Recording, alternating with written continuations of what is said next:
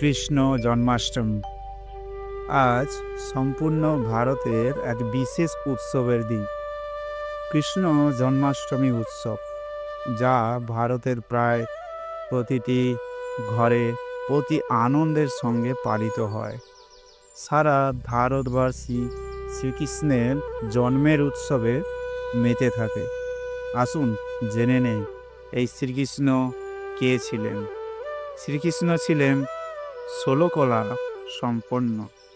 সম্পূর্ণ নির্বিকারী, মর্যাদা পুরুষোত্তম, সর্বশ্রেষ্ঠ দেবতা, অহিংসা যার পরম ধর্ম। শ্রীকৃষ্ণ পরমাত্মা শিবের জ্ঞানে নিজেকে পরম পবিত্র করেন। ফলস্বরূপ সত্যযুগের শ্রেষ্ঠ রাজপদ লাভ করেন। শ্রীকৃষ্ণের জন্ম কারাগারে দেখানো হয়। কারাগারে কোনো রাজপুত্রের জন্ম হতে পারে না। এই কারাগারের এক বিশেষ অর্থ আছে। কারাগার অর্থাৎ বন্ধন, অজ্ঞান অন্ধকারের বন্ধন। কলিযুগের অন্তে মানুষ যখন সম্পূর্ণভাবে অজ্ঞান অন্ধকার থেকে বিকারের নাগপাশে আবদ্ধ থাকে, সেই সন্ধিক্ষণে নতুন সত্যযুগের দুনিয়ার জন্য শ্রীকৃষ্ণের জন্ম হয়। তার মাতার নাম দেবকী, অর্থাৎ তিনি দেবকুলের প্রথম সন্তান। দেখানো হয় তিনি একটি অশ্বত্থ পাতায় আঙুল চুষতে চুষতে সাগরের জলে ভেসে আসছেন। এর অর্থ হলো সত্যযুগে কেবলমাত্র ভারত থাকে, তখন ভারতের আকৃতি থাকে অশ্বত্থ পাতার মতো, কারণ আরও কিছু খণ্ড বর্তমান ভারতের সঙ্গে জুড়ে যায়। সারা পৃথিবী জলে নিমগ্ন এবং অশ্বত্থ পাতার আকৃতিতে কেবলমাত্র ভারতের অস্তিত্ব বর্তমান থাকে। আর সেই ভারতেই জন্মগ্রহণ করেন নতুন দুনিয়ার প্রিন্স শ্রীকৃষ্ণ। আঙুল চুষতে চুষতে আসার অর্থ অত্যন্ত আনন্দ এবং অতীন্দ্রিয় সুখের অধিকারী তিনি। সেই সময় কেবলমাত্র শ্রীকৃষ্ণের জন্ম হয় না, তারই সঙ্গে ভারতে জন্ম নেন দেবকুলের অন্য অনেক আত্মা। শুরু হয় সত্যযুগ, নতুন ভারত, যেখানে থাকে ষোলকলা সম্পূর্ণ নির্বিকারী, মর্যাদা পুরুষোত্তম, অহিংসা যাদের পরম ধর্ম, এমন সব দেবাত্মারা। শ্রীকৃষ্ণ যেহেতু পরমাত্মার গুণে সর্বশ্রেষ্ঠ, তাই তিনি হন সত্যযুগের প্রথম প্রিন্স। তাই তার জন্মের এত মাহাত্ম্য।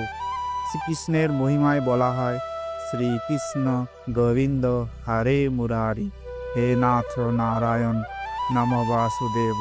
অর্থাৎ যিনি শ্রীকৃষ্ণ তিনি গোবিন্দ, রাসলীলাকালে তিনি হরে মুরারি, আর যখন সিংহাসনে অধিষ্ঠিত হন তখন তিনি নাথ নারায়ণ। সত্যযুগে থাকে লক্ষ্মীনারায়ণের রাজত্বকাল। সত্যযুগে আত্মার হয় 8 জন্ম, তাই সত্যযুগে তারও হয় 8 জন্ম, আর প্রতিটি জন্ম হয় বিশেষ। তাই জন্মাষ্টমী পালন করা হয়। সত্যযুগের পরে ত্রেতা যুগে তিনি হন রাম, তাই রামের জন্মকে তার নবম জন্ম হিসাবে দেখিয়ে রাম নবমী উৎসব পালন করা হয়। দেখানো হয় তিনি মাখনের হাঁড়ি ভাঙতেন। এর অর্থ, তোমার বুদ্ধিরূপী হাঁড়িকে ভেঙে ফেলো, যাতে জ্ঞানরূপী মাখন বেরিয়ে আসতে পারে। মাখন চোর, যিনি সত্যযুগের প্রথম প্রিন্স, তিনি কখনো চোর হতে পারেন? তিনি স্থূলভাবে কখনো মাখন চুরি করেননি। মাখন অর্থাৎ বিশেষত্ব। তিনি সকল আত্মার বা ধর্মাত্মার বিশেষত্ব বা গুণকে চুরি অর্থাৎ গ্রহণ করেছিলেন। পোশাক চুরি, যিনি সম্পূর্ণ নির্বিকারী, তিনি কখনোই কারো পোশাক চুরি করতে পারেন না। এখানে দেহরূপী বস্ত্রকে বলে আত্মস্বরূপে স্থিত থাকার ইঙ্গিত দেখানো হয়েছে। 16,108 পাটরানী সঙ্গমে সকলাই পরমাত্মা শিবের পাটরানী জ্ঞানমুরলী শোনার জন্য সবাই মুরলীধরের কাছে ছুটে আসেন। ময়ূর মুকুট এ হলো পবিত্রতার প্রতীক। তিনি সম্পূর্ণ নির্বিকারী এবং 16 গলা সম্পূর্ণ ছিলেন। হাতে মুরলী অর্থাৎ সদা জ্ঞান চিন্তন, পরমাত্মার চিন্তন, তার থেকে জ্ঞানের মন্থনে মগ্ন, যা অন্য আত্মাকেও আকৃষ্ট করে। এমন যে শ্রেষ্ঠ দেবপুরুষ, তার জন্মের উৎসব সমগ্র ভারতবাসী অতি আনন্দের সঙ্গে পালন করে। আপনাকে শুভ জন্মাষ্টমীর আন্তরিক শুভেচ্ছা জানাই। কৃষ্ণতুল্য শ্রেষ্ঠ জীবন হোক, এমনই শুভ কামনা রইল। ও সাধু।